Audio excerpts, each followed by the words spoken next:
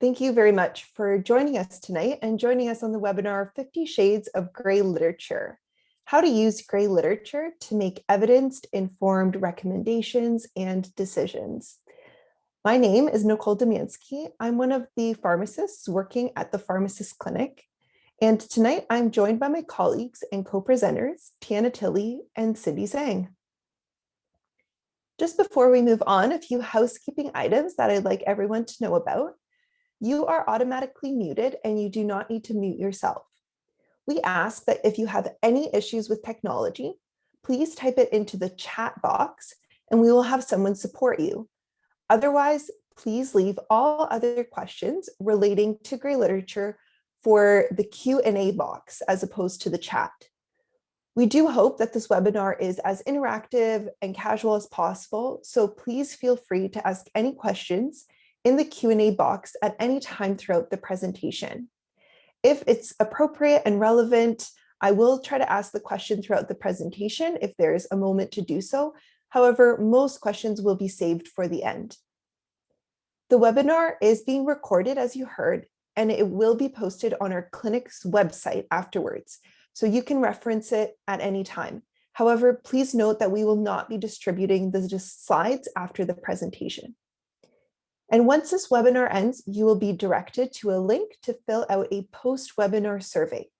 All our webinars are a growing area of our clinic's Our Practice portfolio, and we really appreciate your feedback.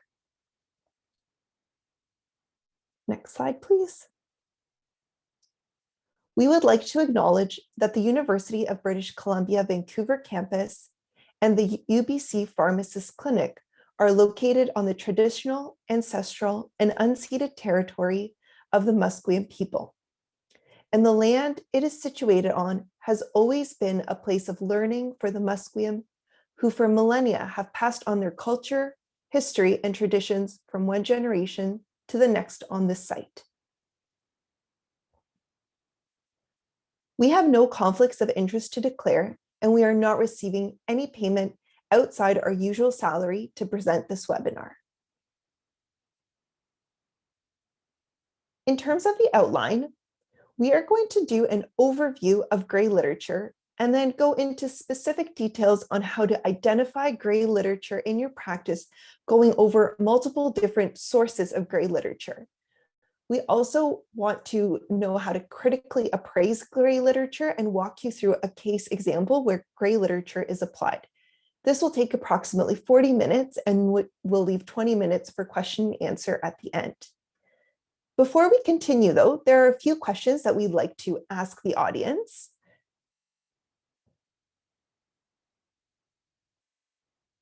And these will come up as some polling questions, which I encourage you to participate in.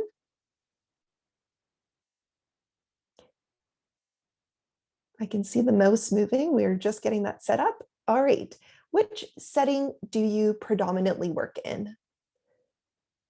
Just give a few seconds here to select your answers.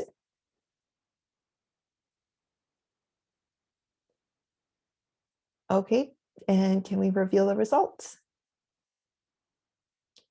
Okay, largely community practice, also some hospital pharmacists joining us, and some in primary care and outpatient, and university as well. All right, and the next question. In your practice, how comfortable are you with making drug therapy recommendations based on gray literature?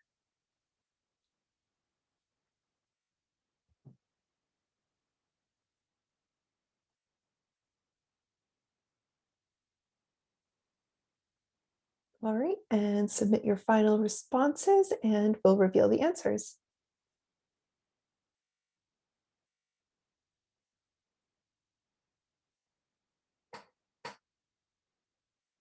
Okay, so many people here in the middle.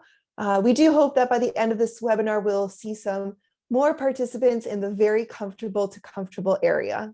And our last question here.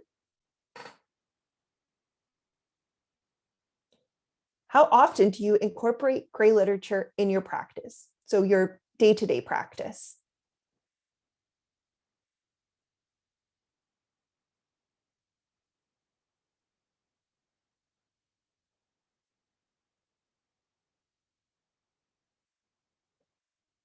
All right.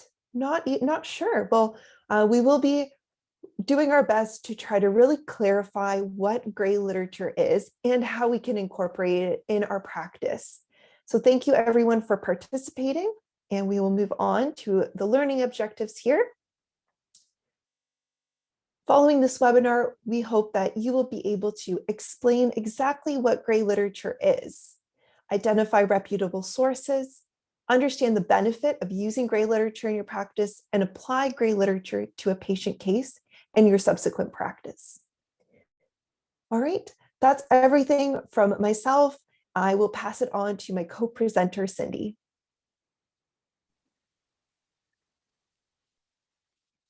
Thanks, Nicole, for the introduction. So to begin with, I would like to share with you a case example in my practice and the approach I took in solving a clinical question with gray literature. PR is a 64-year-old male who is retired, and he has been scheduled for hip arthroplasty surgery this week, and he has no known allergies. His job coverage is only Fair Pharmacare. His medical conditions include osteoarthritis in the left hip, and he has a stable ischemic heart disease. His medications prior to admissions include aspirin 81 milligram once a day, acetaminophen 1 gram 4 times a day, bisoprolol 5 milligram once a day, rosuvastatin 20 milligram every night at bedtime, and he's also using nitroglycerin pump spray as needed for chest pain. Upon discharge from hospital, this is the prescription I received. All other medications remain the same.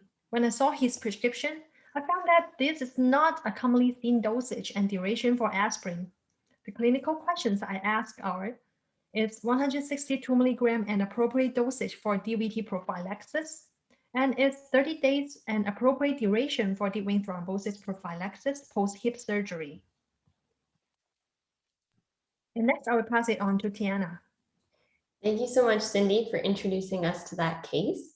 We'll revisit the case that Cindy's presented later in this presentation, and that'll give everyone a chance to apply what we've covered in the next few slides.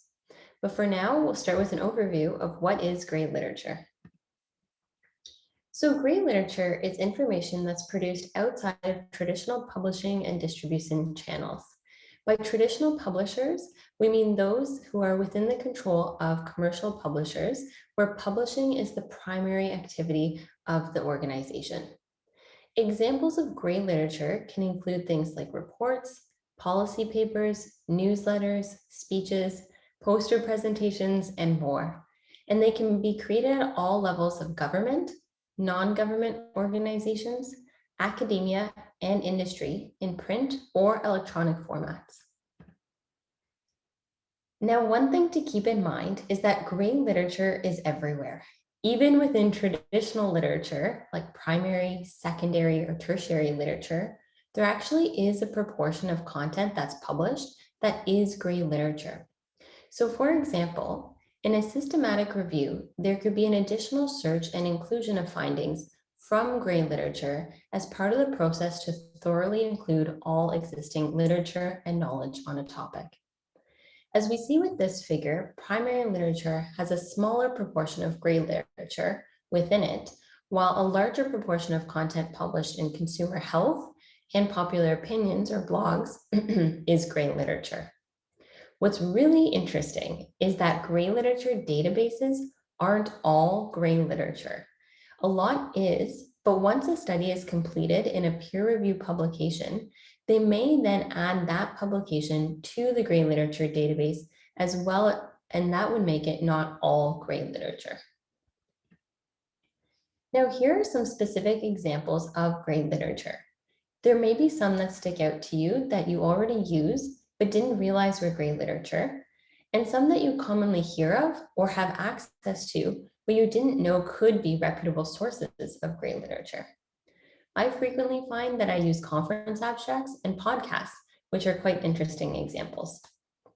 Now I'll pass it over to Cindy, who will go through in more depth some sources of gray literature and where to find them. Thanks, Tiana, for providing an overview of gray literature. Here we are going to walk through a few commonly used sources of gray literature. Many of you might have already used them in your practice while answering clinical questions without even noticing it. If they are new to you, I hope that this presentation will provide some inspiration for your future gray literature search. Conference proceedings are a collection of abstracts and papers presented at conferences. They often present preliminary research findings, and the full results may be published in a journal sometime later. Some other synonyms that you may be familiar with include symposium, seminar, forum, congress, panel, workshop, etc. An example of conference proceedings is ASHP Mid-Year Clinical Conference. Institutional repositories are a collection of gray literature that include but not limited to theses and dissertations gathered by the institution. An example that you may be familiar with will be Circle UBC. Scholarly blogs and consumer health are websites with regularly updated topical posts, usually written in an informal style. Scholars and practitioners are increasingly using blogs to share research, experiences, questions, and comments with the broader community. Some topics include self-care solutions to manage health and well-being. It is more accessible than that of a journal article. And the post can be written and published quickly. Unlike traditional formats, blog allow the reader to engage with the author in a conversation via the comment section.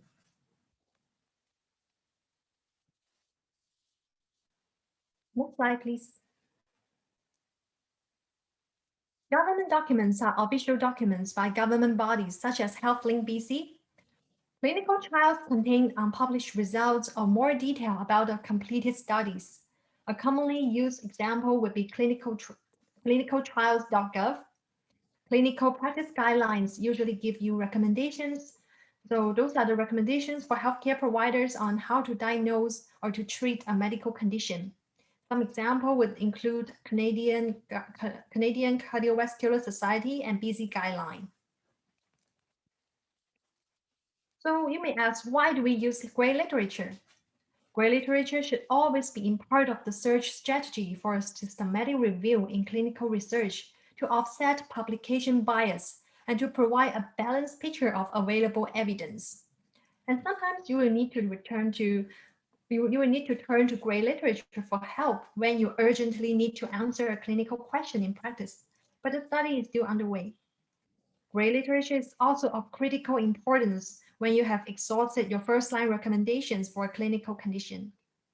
Sometimes it may be more appropriate to include gray literatures in your search, as it may offer a more current updates of an emergent issue as compared to a dated randomized control trial or lack thereof.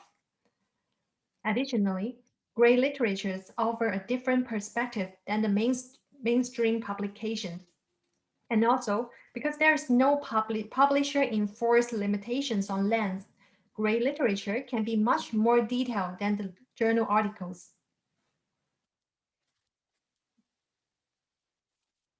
So, gray literature can really help in your practice. Many of us might have the feeling that once we leave pharmacy school, we are on our own to access resources. In community practice, we may not always have the best resources we want to help with our practice, and many resources require subscriptions or pricey membership. And when a new drug just came out on the markets, some groundbreaking studies are still underway. Gray literature might provide learner a starting point for relevant information before dispensing it for off-label use. And you may have encountered challenging clinical questions in your practice. For example, the dosage or duration of a drug have seldom been seen before, and you are debating if this is a DTP and if you should contact the doctors. Last but not least, pharmacists are the goalkeeper of medication dispensing, and we are clinical minded. We strive for evidence-based practice whenever we can, even though sometimes finding a primary or secondary literature is nearly impossible. This is where high-quality gray literature come into play. Next, we are going to talk about the process of identifying gray literature.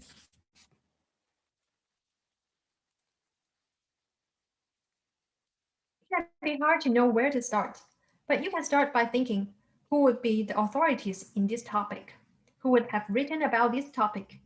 This can be people in government, academia, or industry, that is, the subject matter experts. Once these subject matter experts are identified, it becomes a matter of finding their work. You can use a variety of resources, as reviewed on previous slides, that include Google as well. Once we have found great literature, we will want to document where we found it for future reference in similar cases, but also for sharing with prescribers when making a recommendation.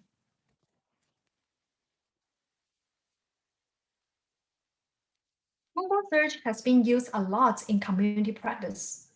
There are many ways to optimize your Google search.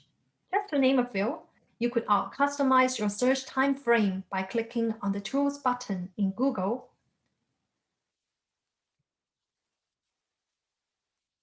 You can also optimize advanced Google search using Boolean.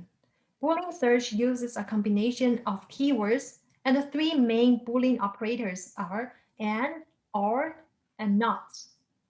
To organize and sift through your search, it produces more accurate and relevant results, allowing you to navigate through appropriate candidates while disregarding the unrelated information.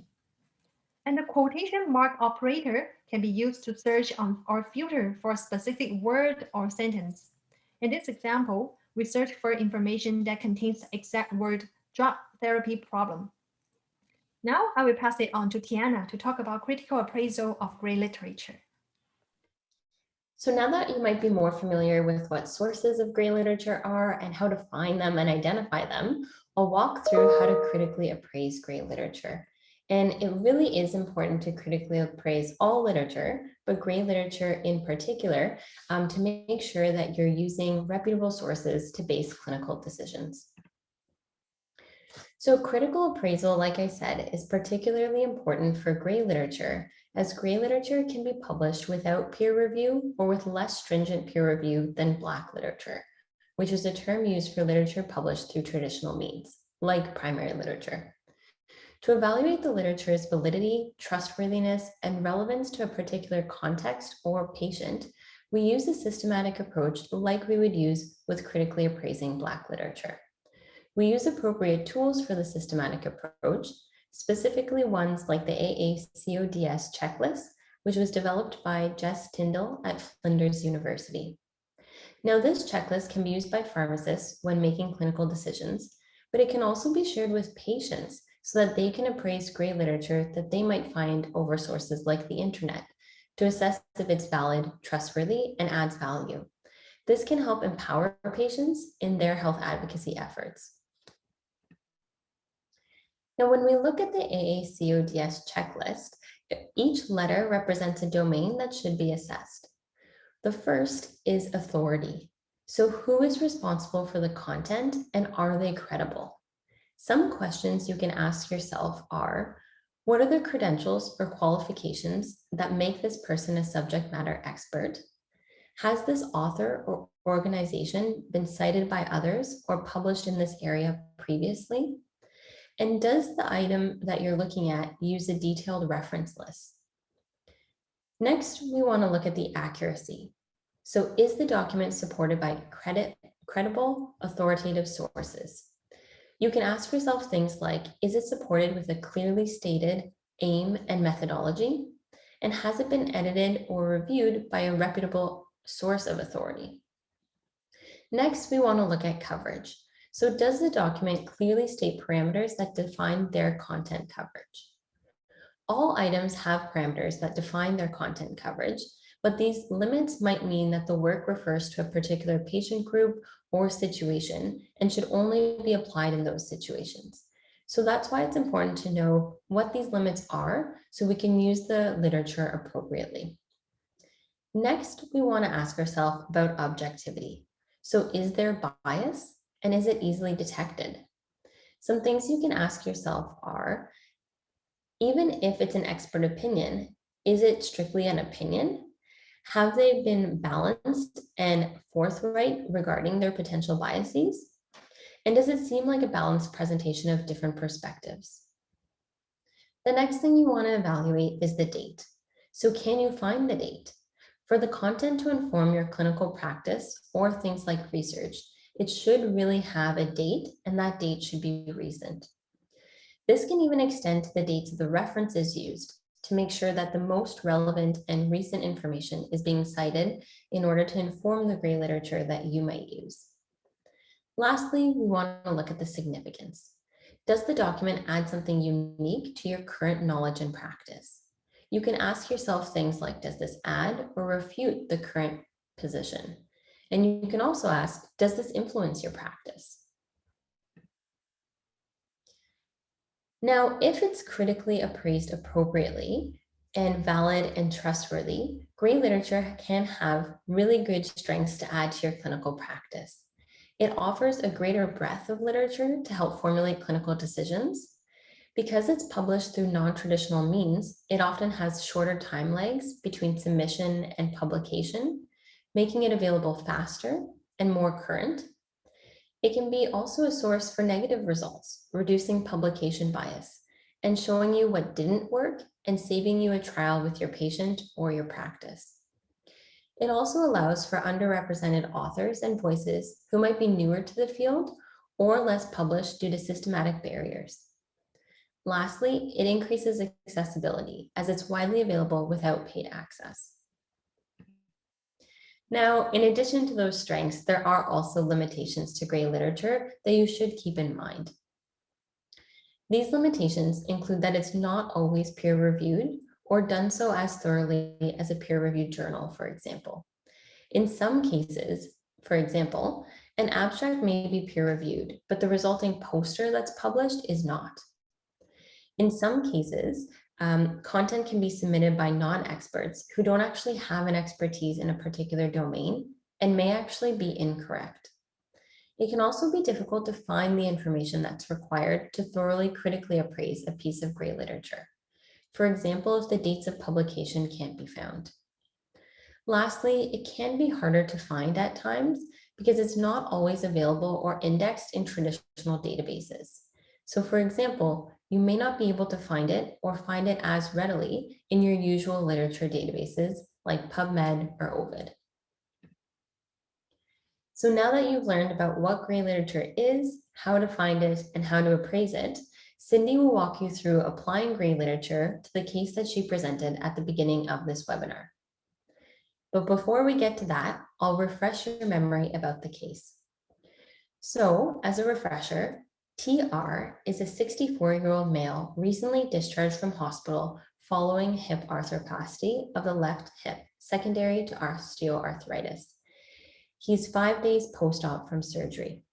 He has no known drug allergies and stable ischemic heart disease, in addition to the osteoarthritis. Prior to surgery, he was taking ASA, bisoprolol, acetaminophen, rosuvastatin, and nitroglycerin. And his medications at discharge are ASA 162 milligrams daily for 30 days, acetaminophen 1 gram 4 times daily, bisoprolol 5 milligrams daily, rosuvastatin 20 milligrams nightly, and nitroglycerin 0.4 milligrams spray used every 5 minutes as needed for chest pain. And this is the prescription that you see as a community pharmacist working at a pharmacy near the hospital when TR presents his discharge prescription to you. On it, you see that a surgeon has prescribed ASA 162 milligrams once daily for 30 days for DVT prophylaxis. And you haven't seen this dose or duration following hip arthroplasty before. So you ask yourself, is ASA 162 milligrams daily an appropriate dose? And is 30 days an appropriate duration? So Cindy will walk you through finding the answer to this through gray literature and then critically appraising it and applying it. Thanks, Tiana, for walking us through the critical appraisal and refresh the case. So before dispensing, I first assess patient's understanding and the prior communication with their physicians. So patient told me that he was told that it was used to prevent clotting after surgery. Then I started my search for traditional literature first. So the search led me to the trial on the left-hand side, which was completed in 2018. This trial concludes that daily ASA 81 milligram for 30 days post-op is indicated for DVT prevention post-hip arthroplastic surgery. There is no information on ASA 162 milligram. We know the 30 days is an appropriate duration for DVT prophylaxis with ASA from this trial. And upon further literature search, I found this article on the right here, which mentioned 162 milligram ASA use. However, upon further examination, the 3 articles that were cited for the use of 162 milligram did not actually use 162 milligram in their trials. So in identifying authorities and stakeholders, I asked the following questions. Who would likely have written about the topic? So I narrowed it down to Cardiovascular Society, Thrombosis Canada, and in performing the actual search, I considered the following questions. What kind of literature would help answer the research questions? So I think conference proceedings, blogs, unpublished clinical trials are the feasible options. And second, I think about the geographic areas that are relevant to my search. That would be North America, Canada, British Columbia, and VGH. And then I consider when. Since this clinical trial for ASA and DVT prophylaxis was first published in 2018, I set the timeline from 2018 to present. So the source I use are conference proceedings, trip database, and clinicaltrials.gov and Google search engine. And the keyword I use include ASA, 162 milligram, deep vein thrombosis, prophylaxis, post-surgical, etc. The only source that meets my search criteria is a scholarly blog that is called This Changed My Practice. And the previous line just show you the example, where I find the information. So this is the expert's conclusion on the blog. For those who had an elective hip or knee arthroplasty, who have no other risk factors for VTE, after initial 5 days of DVT prophylaxis with rivaroxaban 10 milligram a day, the doctor completed the remaining DVT prophylaxis with aspirin 81 milligram once a day for an additional 30 days for hip arthroplasty and 9 days for knee arthroplasty. And those who already were on once daily 81 milligram aspirin prior to surgery will receive 162 milligram aspirin once a day instead in this time period. And next, I will need to critically appraise my finding. So first I look at authority. The article is written by reputable physicians with expertise in venous thrombosis prophylaxis. These physicians have practiced at Outpatient Thrombosis Clinic and Inpatient St. Paul's Hospital in Vancouver. They are deemed to be subject matter experts. Accuracy.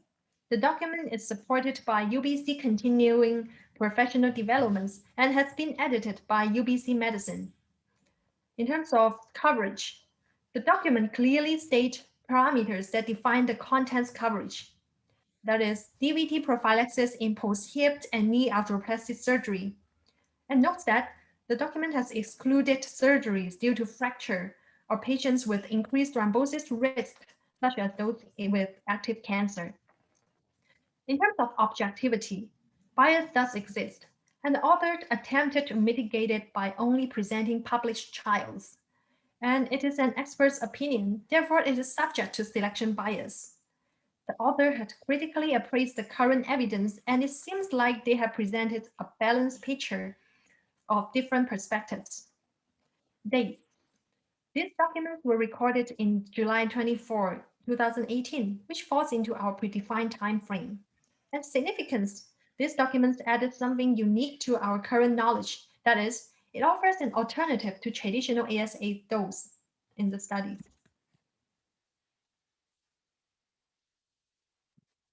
So, from my great literature search and critical appraisal, I concluded that in patients who had received ASA 81 milligram once a day prior to surgery, like our patient Mr. TRT here, 162 milligram once a day can be used for DVT prophylaxis post-hip arthroplastic following rivaroxaban 10 milligram for 5 days.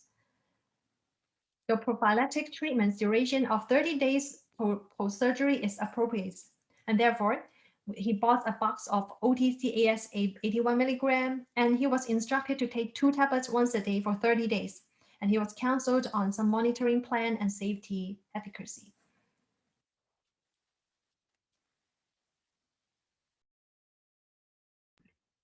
Okay, thank you, Cindy, for reviewing and walking through that case with us. So now that you've had a chance to attend our webinar and you're able to apply gray literature to provide evidence-informed care for TR, we encourage you to use gray literature to change your practice. So we hope that you found through this presentation that it can help promote patient rapport, as patients appreciate when you go above and beyond, making a recommendation that works for them when nothing else has, as that can really build a strong relationship.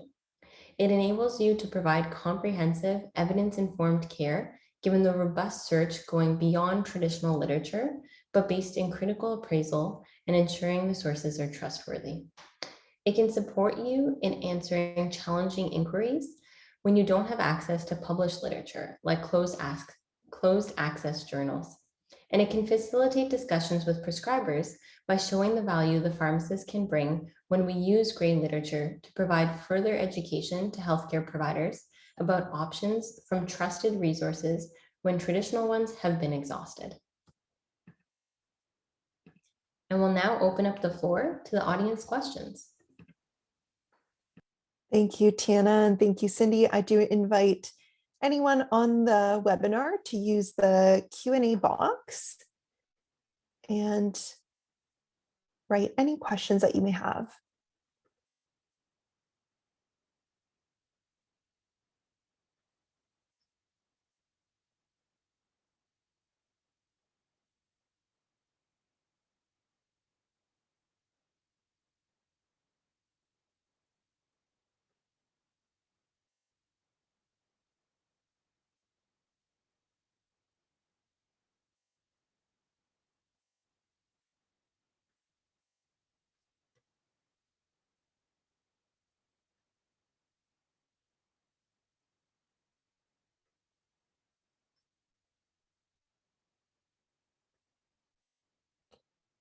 We must have been very thorough in our explanations and presentation, as I see no questions. Oh, I do see one. Okay, did the patient in the case end up receiving an initial course of rivaroxaban as well? I do believe that I'll let Cindy and Tiana address the case. Yeah, I can comment on that. So yes, this patient has received 5 days course of rivaroxaban while he was in the hospital. Yeah. What information sources do you recommend pharmacists scan for their general knowledge maintenance?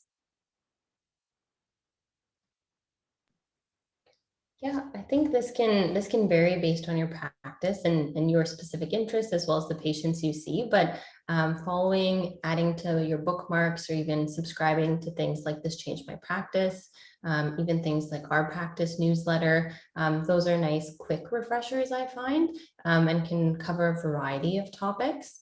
I also really do love the conferences, so the posters, or even documents that different organizations will put out, and you can pretty easily search those and then again do a quick read, even just through the titles of different poster abstracts, to find one that might be relevant to your practice. Yeah, there is this isn't necessarily always gray literature, but there is also evidence alerts, which I believe come out of McMaster Plus and Dynamed, which you can sign up for, and it releases new information, new clinical trials into your inbox, as well as for any pharmacists who do have access to up to date always has a section on, what's new, what came out recently. So sometimes these general knowledge maintenance sections are already in websites that we often frequent. We just maybe we don't go to that section of the website. The next question, what are examples of literature that one should not use? Yeah, I would like to chime in for that. So in terms of examples, I think this one really require our critical appraisal skill to skim through it. Say if you encountered a website that has a lot of commercial information and then tells you like endorse certain products, then you probably need to use your critical appraisal skills to think whether it's reliable or not, right? So I would avoid those. Yeah, I completely agree. I don't think there's anything particular that you shouldn't use just based on the type of gray literature it is, but it's really applying that critical appraisal and seeing, can you trust it? Is it valid? And is it reputable and relevant for you? Thanks, Tana and Cindy. Another question here. How do you find government documents that aren't published in a public domain?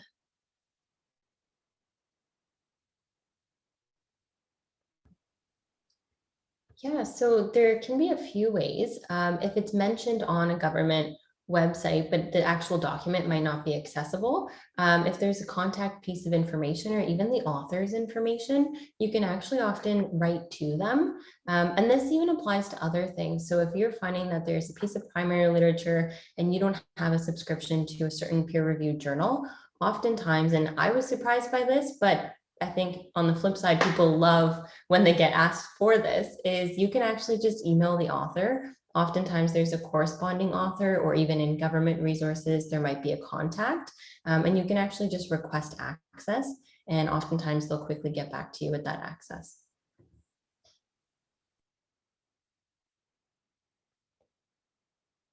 Okay, someone is asking if I can repeat the name of the McMaster resource. I believe it's called Evidence Alerts. I get it in my inbox every week. It's actually a great resource. As you sign up for it, you can check off your areas of interest. So everything from specific therapeutic topics that are more acute or might be more of interest to hospital-based pharmacists, to also primary care, general medicine, lots of different things like that. So you can really specify the type of alerts that you're getting in your inbox. And I believe that's a collaboration between McMaster Plus and Dynamed. And I can post it in the chat box. That is just one that comes to mind. I don't know if anyone has other alerts that they get in their inboxes that I might be missing.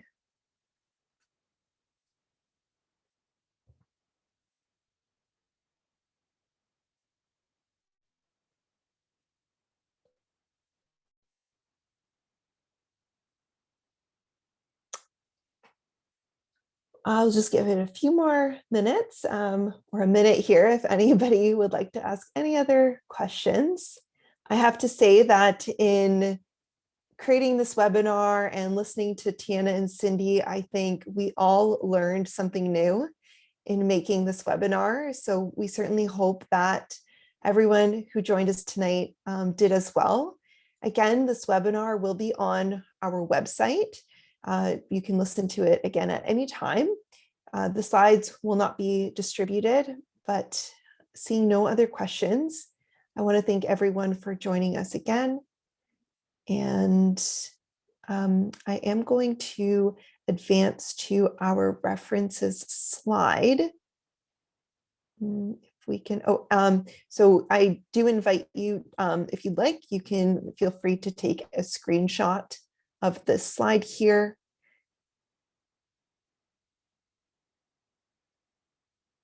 Again, it will be on our website. Thank you everyone for participating and have a great night.